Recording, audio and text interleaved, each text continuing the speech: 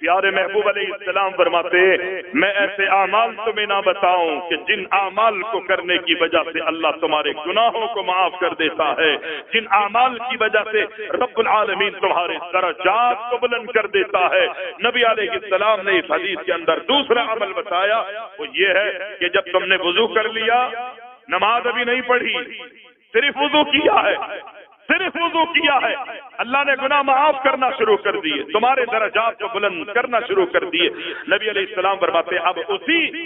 نماز کے لیے کہ جس کے لیے تو نے وضو کیا ہے، تو اپنے گھر سے نکلتا ہے، قدم اٹھاتا ہے، اللہ اکبر، مسجد میں پہنچتا ہے، جتنے زیادہ قدم تیرے زمین پہ رکھنے کے بعد اٹھتے ہیں، اللہ رب العالمین ہر قدم کے بدلے تیرے گناہ بھی معاف کرتا ہے اور تیرے درجات بھی بلند کرتا ہے۔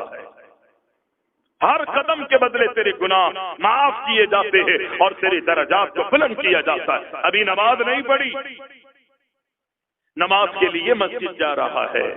نماز کے لیے ارادہ کر کے مسجد کی طرف اس کے قدم اٹھ رہے ہیں، ہر قدم پر اللہ گناہ بھی معاف کر رہا ہے اور ہر قدم پر اللہ اکبر، اللہ رب العالمین نیکیوں میں بھی اضافہ کر رہا ہے، درجات بھی بلند کر رہا ہے۔